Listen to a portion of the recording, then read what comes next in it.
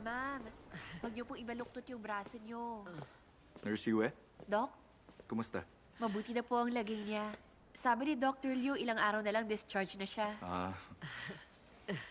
Dr. Wang, Naku, may galang ho kayo. sobra na yung ginawa kong pang-aabala. Alam ko yun. At wala rin akong kakayahan. Mahirap na manatili pa ako sa ospital. Magpahinga lang ho kayo. Huwag kayong mag-alala. Bigay ito ng unit namin. Sa inyo na po ito. Hindi ko po ginagamit. Hindi ko matatanggap yan. Alam ko na mahalang tasang yan. Tsaka sayang lang kapag ako ang gumamit. May ganyan na ho ako. Hindi ko po yan magagamit. Nga pala, Lola. Meron kang rheumatoid arthritis. Alagaan niyo ang sarili niyo. Huwag kayong magpagod, okay? Huwag kayong maghugas ng malamig na tubig, ha? Oo. Salamat sa payo mo. Tatandaan ko yan. Dr. Wang, alam kong marami kang ginagawa. Pero inaalagaan mo pa rin ako. Hindi ko alam kung paano ko masusuklian ang kabutihan mo. Ayos lang po yun. Wala po ako masyadong ginagawa. Salamat. Wala kang ginagawa? Bilisan mo, shift mo na. Nandiyan na. Tandaan niyo, bawal ang malamig, ha? Salamat po. Magalang Salamat, mo kayo Dr. dyan. Wang.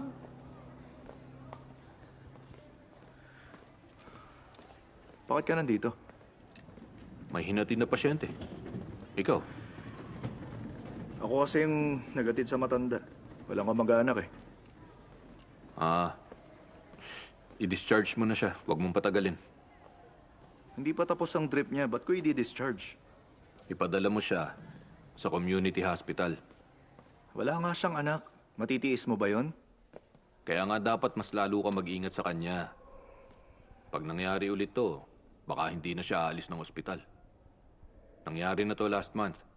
Wala rin kamag-anak. Kaya ospital ang nagbayad ng lahat ng medical bills nun. Sinabihan nila ako bago pa siya ma-confine. Alam kong wala akong ibang maitutulong sa kanya. Hello, Dr. Lu. Hi. Kaya lang, hindi ko matiis makita yung matatandang gaya niya na sobrang hina na eh. Alam mo kung ilang pasyenteng gaya niya na-admit taon-taon? Sabihin mo, lahat ba sila kailangan mong tulungan? Subukan mo na malaman mo kung gaano karaming tulong ang ibibigay mo. Hindi ko yung gagawin sa lahat. May kainahan din tayo. Di ako naawa sa mga matatandang may anak na mag-aalaga sa kanila. Pero pag may nakikita ako mag-isa lang, lalo na yung kagaya niya, na walang kamag-anak, hindi ko kayang basta manood lang. Maraming kagaya niya. Tutulungan mo lahat? Oo, sandali. Sila po muna. Pasok ko kayo. Salamat, ha.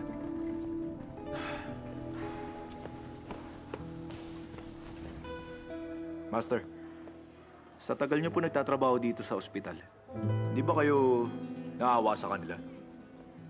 Ayos lang kung tutulungan mo ang isang matanda na nasa loob ng mall. Pero hindi mo lang ospital. Lahat ng pumupunta dito nakakaawa. Malulungkot ang kwento. Mababaliw ka lang kung lahat sila tutulungan mo. Sinasabi niyo bang hayaan na lang sila? Gawin mo kung anong dapat bilang doktor. Pero hindi tayo charity dito. Magpasalamat ka at may kakayahan ka para gamutin sila. Kahit papano nakakatulong ka. Sa bagay. Saan ka pupunta? Nandito ang counter.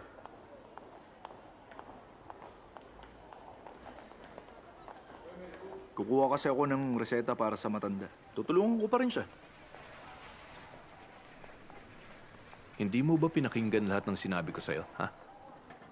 Pinakinggan ko. Alam ko namang sinabi niyo lang yun kasi yun ang dapat.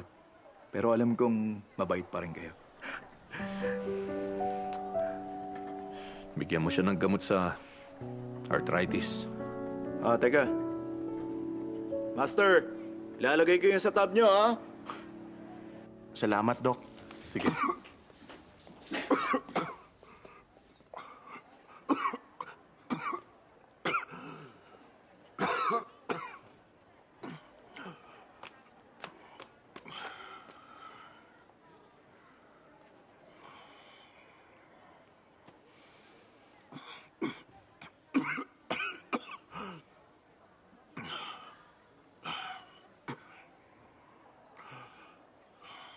May sakit ka. Kaya nga ako nasa ospital eh. Matutulungan kita. Ikaw, alam mo kung anong sakit ko? Paano mo ako matutulungan? May kilala ko sa taas. Sino naman? Yung director ba?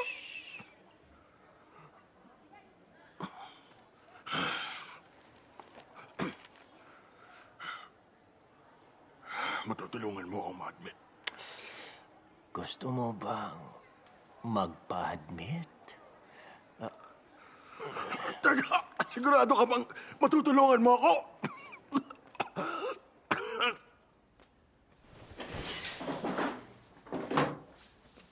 Ay!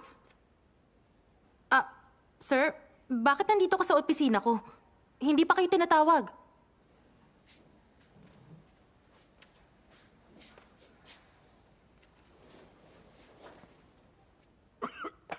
Upo kayo, sir.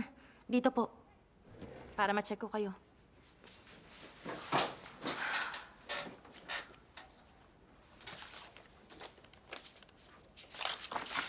May masakit ba sa inyo?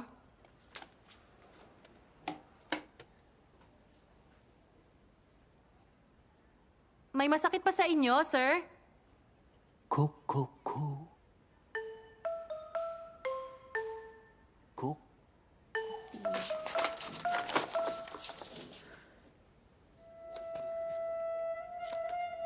Pwedeng malaman ang pangalan nyo? Kuku. Edad? Kukuku. Trabaho? Kukuku. Inumin niyo po ito. Bumalik kayo rito after 2 weeks. Salamat, Dr. Wang. You're welcome po.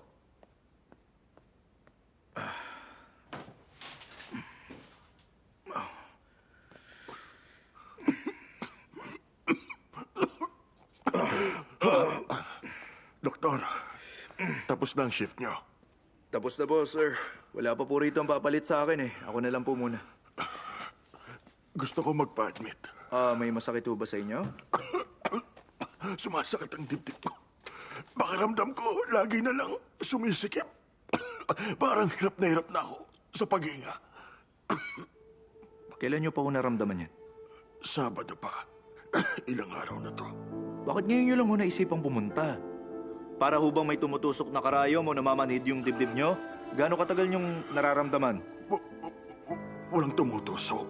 Hindi rin namamanhid. Basta bigla na lang akong nakakaramdam ng sakit. Sobrang sakit. Doktor, sa tingin niyo kailangan ko na magpa-admit sa ospital? Mr. Sun, huwag niyo hong takutin ang sarili niyo. I-check ko muna kayo. Ano pong full name niyo? Doktor, wag na po. Wag na. Doktor, hindi na kailangan. Alam ko na kung anong kondisyon ko. Kung i-check ako, aakyat pa ako. Paano kung mahirapan akong huminga habang umaakyat? Kayo ba ang masisisi? Pumayag na kayo. Nai-admit ko. Meron ho ba kayong medical history? Dati na rin ho ba kayong pasyente rito, sir?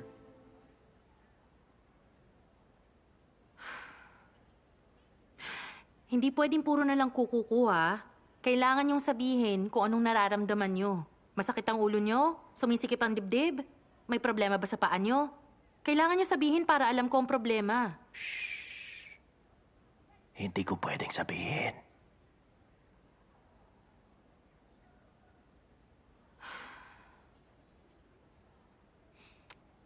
Sige, ganito na lang. Pakikinggan ko ang tunog ng puso nyo, ha? At ng baga nyo. Okay, sir? Para malaman natin. Ha? Ano yan? Tumigil kayo, tigil! Ha? Tama na!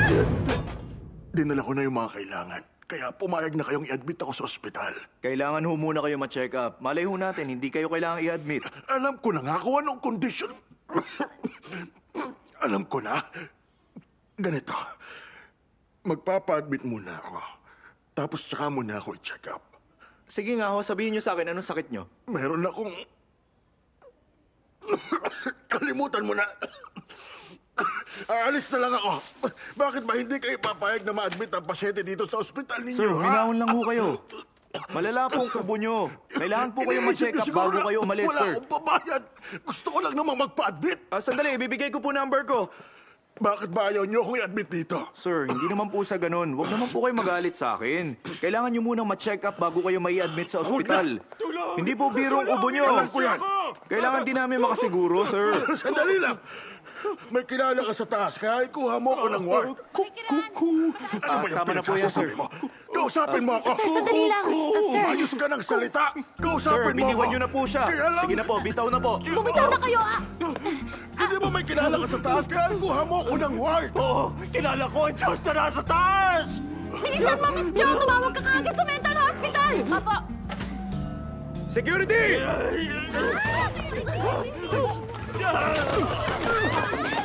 Ayos ka lang? Teka! Huwag kang kikilos! Kayo! Tumigil na kayo, sir! Mabasaktan kayo! Tumigil ka! Umatras kayo! Walang lalapit! Sige na, umatras na kayo! Sir, okay ka lang?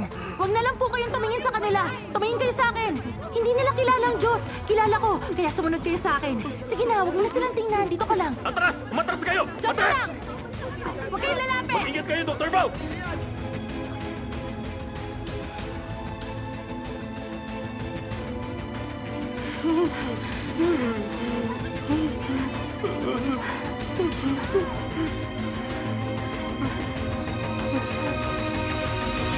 Huwag kayo mag-alala. Na-check up na siya. At malusog naman siya kaya walang problema. Pasensya na kayo sa abala. Tungkulin namin to. Alam kong nahihirapan kayo. Mabuti na lang hindi siya masyadong naging agresibo. Na-kontrol nyo. At hindi kayo nahirapan. Ay, nako. Madalas tong nangyayari sa ER department. Sanay na kami. Kaya okay lang. Stable na ngayon ang pasyente. Tatawagan namin ang kamag-anak. Kami nang bahala. Okay.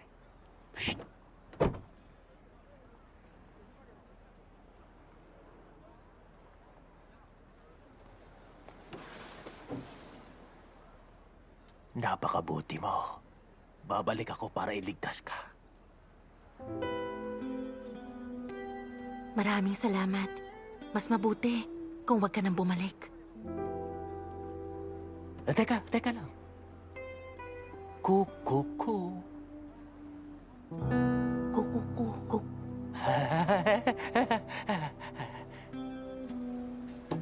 Dalawin na lang kita, ha? Sige, tara na.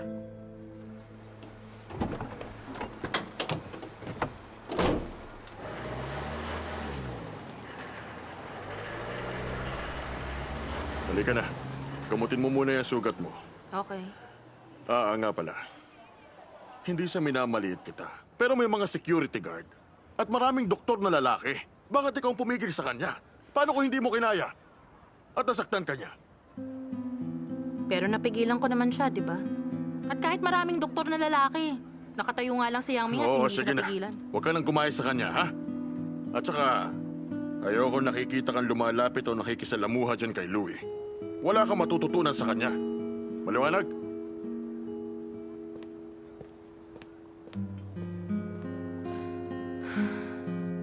Aray ko.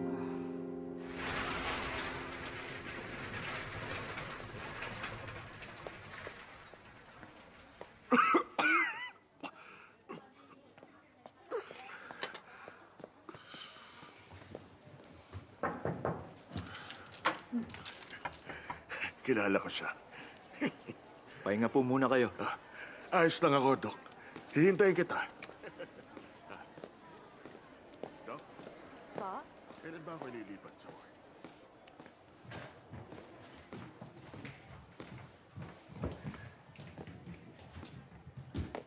Ano yun? Ba't ang sama ng tingin nyo? Di pa lumalabas ang resulta? Halika.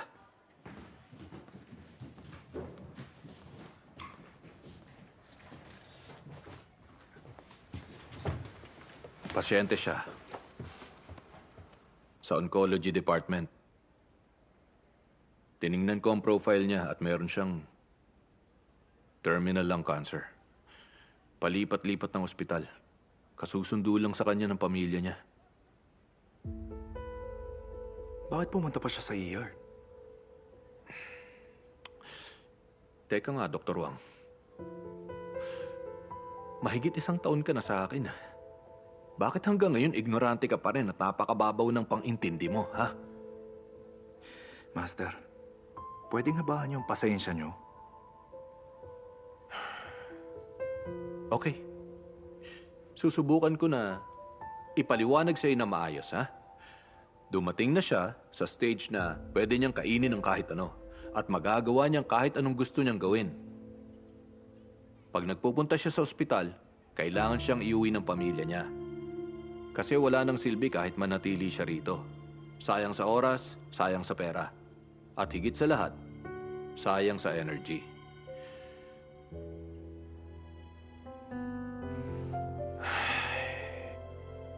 Pag dumating ka sa stage na yan, kailangan mo nang tanggapin. Yung iba sa kanila, pinipilit pa rin na lumaban. Pinagkakatiwala nilang buhay nila sa mga ospital at doktor. Tinuturing nila mga ospital na ligtas na kanlungan nila. Kagaya na lang niya. Pabalik-balik na siya sa ospital at sinusundo siya ng pamilya niya. At ayan, nandito na naman siya.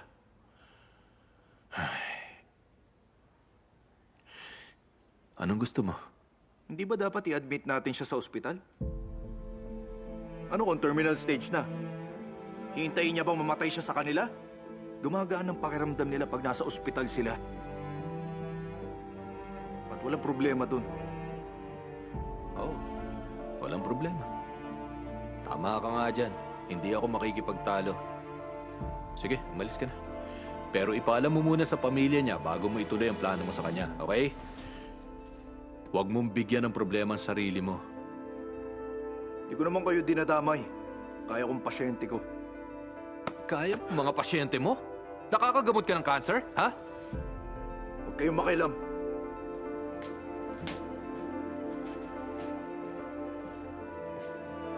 Buisit na yan. Bakit nagkaroon ako ng estudyanteng gaya niya?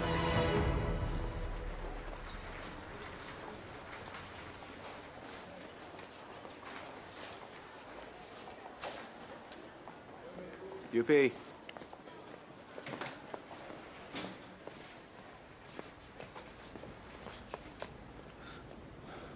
Sobra ka naman. Ba't umiiwas ka? Walang bakante. Ano yan? Manguhula ka na, ha? Busy pa ako. Gawin mo ang trabaho mo. Teka, sandali. Tulungan mo muna ako. Kailangan ko ng bakante sa ward ngayon eh. Nasisiraan ka na ba? Ginawa ko na yung kahapon tapos ngayon na naman. Ward ang pinag-uusapan at hindi guest room. Hindi yun ganun kadali. May matandang lalaking may terminal lung cancer. Isipin mo na lang tulong mo to sa kanya. Di ba sa inpatient department ang mga pasyenteng may cancer? Bakit dito may lalagay sa ER? Sa tingin mo, bakit siya nandito kung may bakante doon? Makinig ka, Dr. Wang. Alam mo naman siguro mga pasyenteng ina-admit dito sa ER department. At hindi natututukan mabuti ang mga pasyenteng may cancer dito. Sayang lang ang slot na ibibigay natin sa kanya. Tingin mo ba hindi ko alam kung saan department sila dapat? Pumunta siya sa office. Umubo na may kasamang dugo. E pagtatabuyan ko lang ba? Kung ikaw ako, kaya mo ba?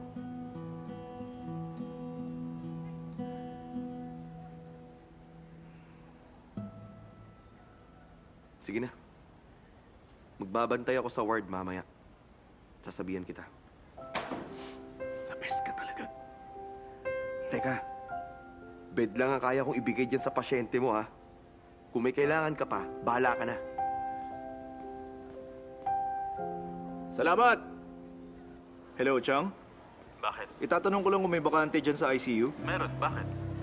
Baka lang kasi gamitin ko. Ano bang sinasabi mo? Bakit ka pupunta sa ICU? Hindi ako, ibang pasyente. Anong sakit? Ilang taon na? 67 years old, may lung cancer. Kumalat na sa buong katawan niya. Pinaalam mo na ba sa pamilya? Pag naikapit na ang machine, hindi na natin mapipigilan. Mahihirapan siya pero tatagal siya ng ilang araw. Alam ko. Hoy, tanga. Nakapag-isip-isip ka na sa gagawin, ha? Alam kong gusto nyo, pero di ko kaya. Anak kita at hindi direktor ng ospital. Pinapauwi mo ako. Mamamatay ako doon sa bahay. May magagawa ka ba? Papa, pag huminahon lang po kayo. Nasa ospital ka. Nurse Lee. Hindi Ano yan nangyayari? makakatulong sa inyo, okay? Gustong magpa-admit pero ayaw ng pamilya. Nagtatalo sila. Saan ka pupunta? Aayusin ko to. Alam mo ba kung paano ayusin yan? Hindi natin sila pwedeng hayaan. May ibang pasyente, oh. Kaya ko na to. Minahon lang po kayo, ha? Meme, ako na rito. Opo. Manong, sabihin nyo lang pag may kailangan kayo, ha? Nandito ako para tumulong. Kasi po, may ibang mga pasyente. Kailangan nilang makapagpahinga. Alam ko yan. Maupo ka. Naku, hindi na po. Okay lang po ako. Anong balita, Dok? Ma-admit ba ako dito? Pasyente rin ako. Dapat manatili ako dito sa ospital. Opo. Tama po kayo. Pa, pwede ko kayong i-admit. Kaya lang wala ng Huwag bakante. mo nga akong lokohin! Hindi pa sinasabi ng doktor, pero ikaw, alam mo nang wala ng bakante! Pa, huminahon Tumigil ka. ka na! Huwag kayong magalit. Huminahon lang kayo.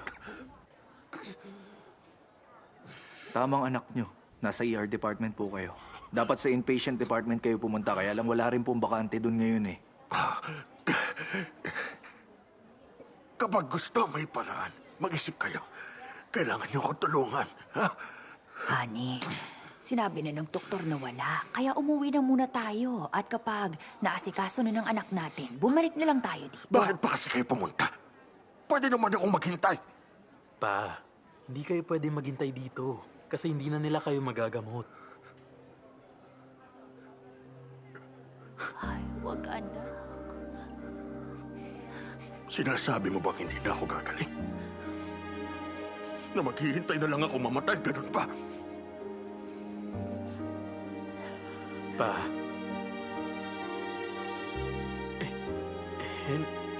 Hindi niyo po kailangang sabihin yan. Tama na, tumahimik ka na lang.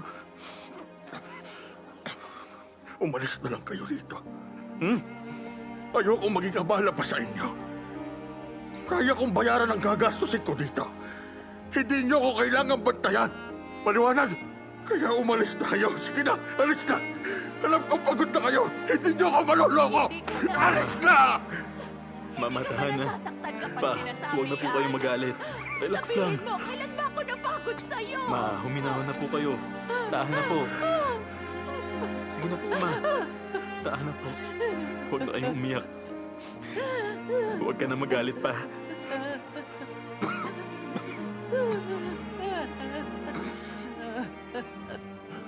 Sir, tanghalian na kaya kumain na muna kayo. Mamaya na tayo mag-usap. Opo. Ma, tara na po. Kumain na tayo. Paano ang papa mo? Dadahin mo siya ng pagkain. Kumain na muna tayo.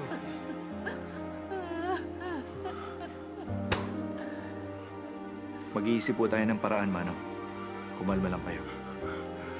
Gusto ko dito lang.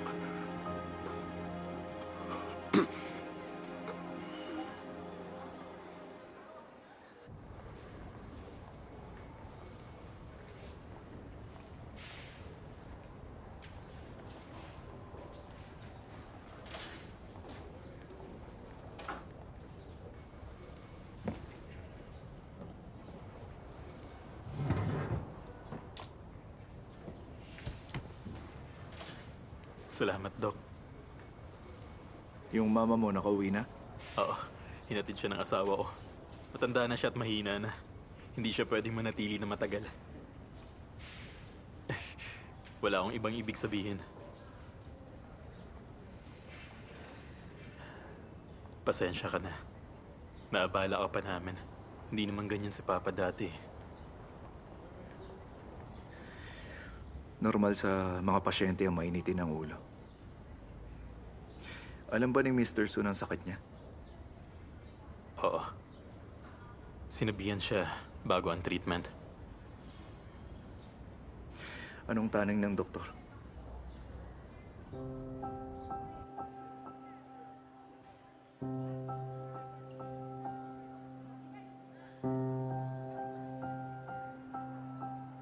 Mga mga 3 o 6 na buwan.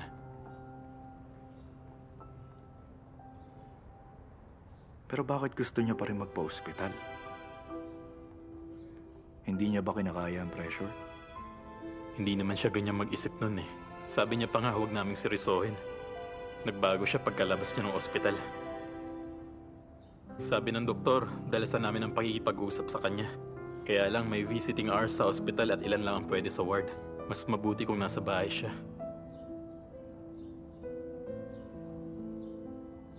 May hinahanap akong bakante sa ICU. Kaya lang, Nag-inquire na rin ako. Ayaw pumayag ni Mama. Tinignan niya sa internet yung mga pasyente na nasa ICU. Hindi niya kinaya yung mga nakita niya. Kawawa rin yung mga pasyente. pasensya na. Di ako dapat nakialam. Nagtanong ako sa ICU dahil naaawa ako. Salamat. Ang totoo, masaya kami makakilala ng doktor na maawain sa pasyente.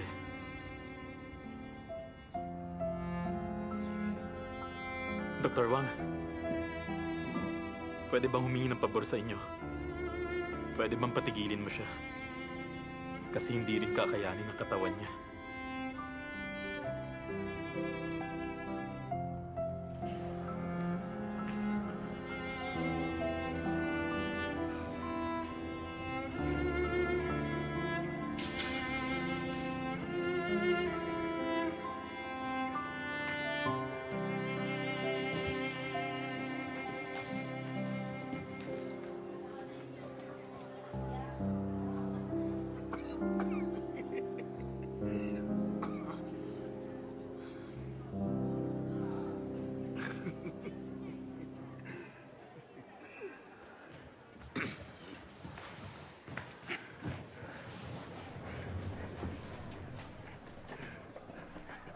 Mr. Sun, ang saya nyo ah. Ano yan? Kachat ko ang anak kong babae. Halika, upo ka rito. May anak kayong babae? Di ko pa siya nakikita. Ay, nako. Nag-aaral siya ng PhD sa abroad. At 189 days na lang. Gagraduate na siya at uuwi. Ayan o. Tingnan mo. Maganda ba? Ha? Maganda siya.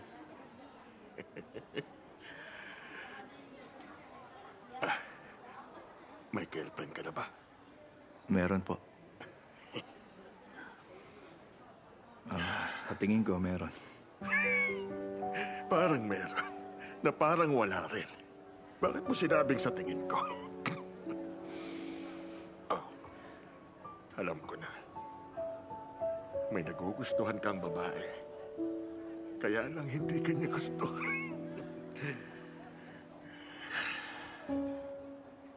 Sino kaya ang maswerteng lalaki na magugustuhan itong anak mo na babae? Alam mo, dapat may manligaw sa kanya. Opo, dapat nga po.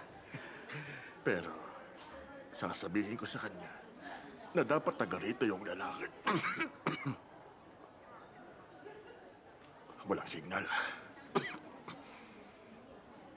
Sayang naman. Di ko siya makikilala.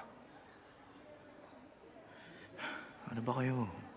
Makikilala niyo siya. Huwag mo na akong lokohin. Alam ko ang sakit ko.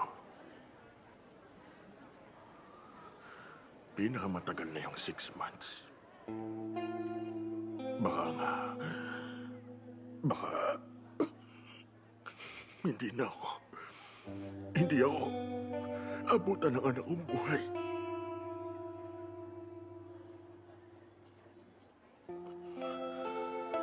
Ang anak niyo, alam niya ho ba sakit niya? Hindi ko sinabi.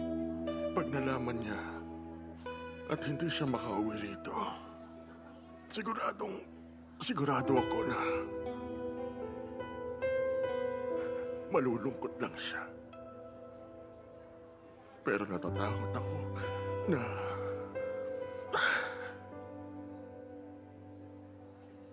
Takot kayo na posibleng hindi niyo na siya makita. makita ko man siya o hindi. Mamamatay na rin naman ako. Kapag namatay tayo, wala na tayong maalala. Kaya, hindi na ako malulungkot. Natatakot lang ako na kapag hindi niya ako nakita sa huling pagkakataon,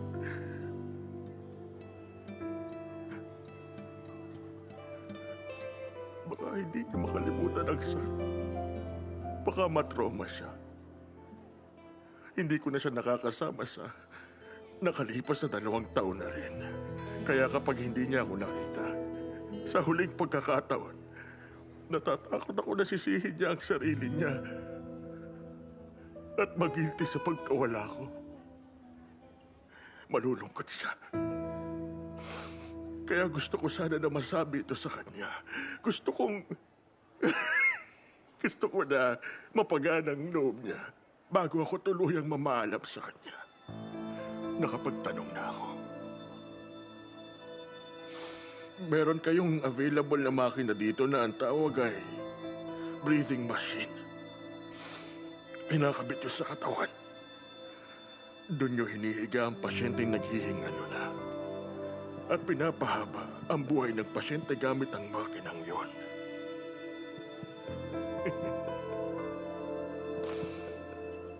Dr. Wang.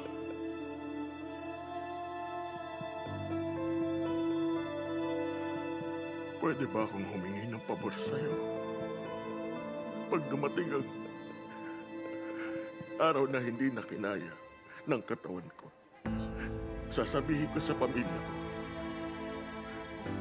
dadalhin nila ako dito. At wala ka ng iba pang kailangan gawin. Gusto ko lang na ikabit mo sa akin ang makinang yun. Gusto ko na pahabain mo ang buhay ko hanggang sa makauwi rito, anak ko. Pwede ba? Sige. Salamat. Maraming salamat.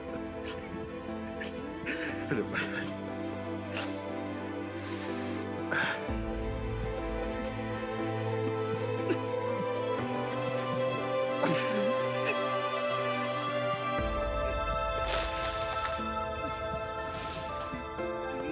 Ayos lang yan, Mr. Sun.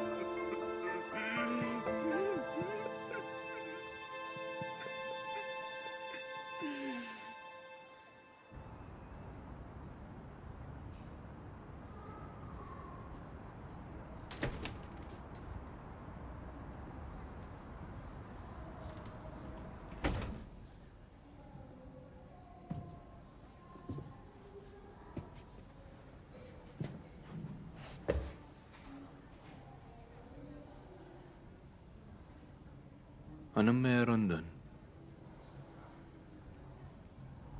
Baka magka-stiff neck ka.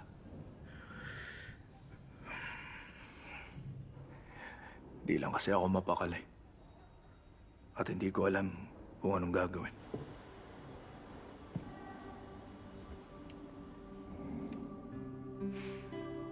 Inuwi na si Mr. Sun ng anak niya. Ayaw mo siya makita? Akala ko'y pagpipilitan mo talaga.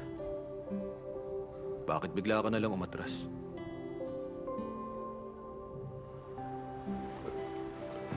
Mas mabuting wala ka doon. Sa itsura mo, mukha kang nasa lamay niyan eh. Baka mas lalo silang malungkot. Si Mr. Sun, ipaalala ko daw sa'yo. Yung pinangako mo sa kanya kanina. Anong gulo na naman ang pinasok mo, ha? Hindi ba pwedeng umiwas ka naman sa problema? Huwag niyo akong alalahanin. Hindi ako nag-aalala sa'yo. Nag-aalala ako na baka madamay uli ako.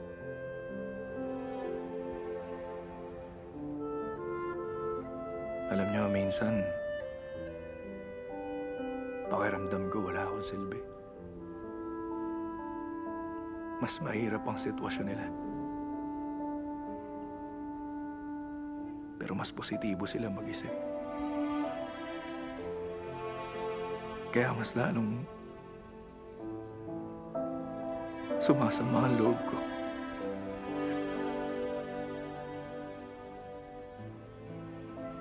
Yung pakikiramay ko at saka awa.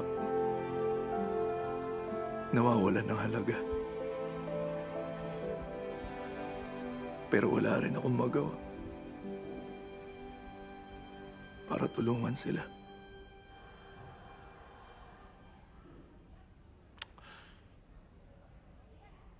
Alam mo, may mga bagay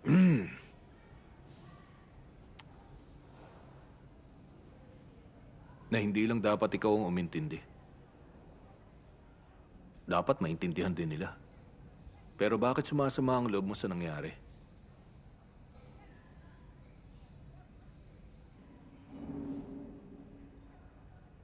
Kasi nagkulang ako.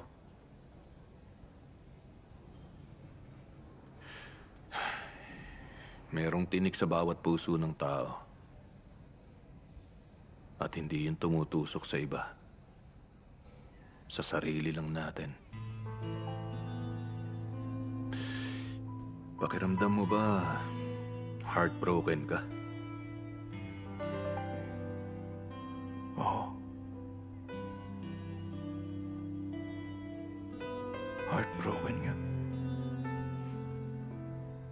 Mabuti kung ganun. Ibig sabihin may konsensya ka. Parang mga tinik sa puso yung konsensya mo. Paulit-ulit kang tutusukin hanggang sa makarating yon papunta sa puso mo.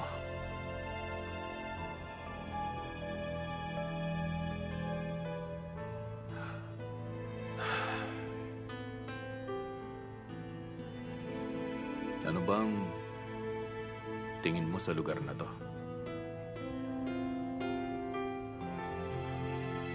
Parang balon. Sobrang tagal na rin na nakakulong ako sa loob ng balon na to. At nung makakatakas na sana ako sa lugar na to, may humila sa akin. Pasensya na kayo, Master. Ang taas ng tingin mo sa sarili mo. Hindi ikaw ang dahilan, kaya bakit ka humihingi ng tawad? Bakit pala kayo bumalik dito? Kasi kahit anong gawin ko, hindi ko maalis yung tinik sa puso ko. Kaya hindi ako makatakas sa balon na to.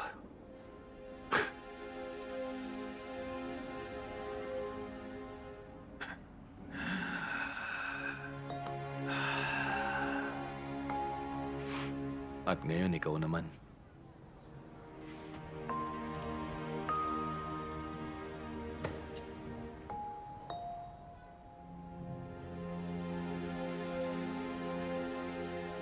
Huwag ka nang tumingin sa taas. Hindi ka rin naman makakatakas.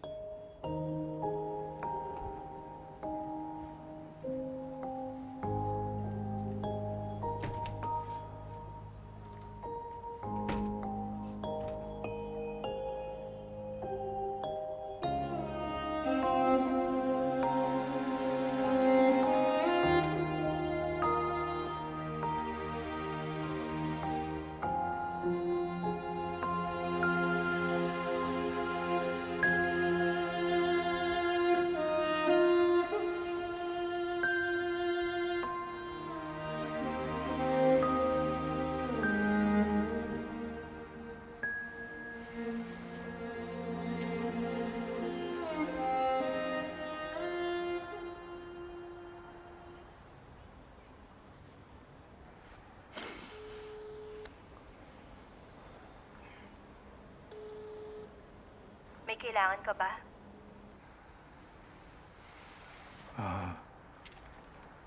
Gusto lang kita makausap. Kaya lang, di ko alam ang sasabihin eh. May problema ako. Gusto kong marinig ang boses mo. Ikaw lang ang nakakapagpagaan ang loob ko. Pero baka naman nakakaistorbo ako. Wang Yanming, angat mo ulo mo.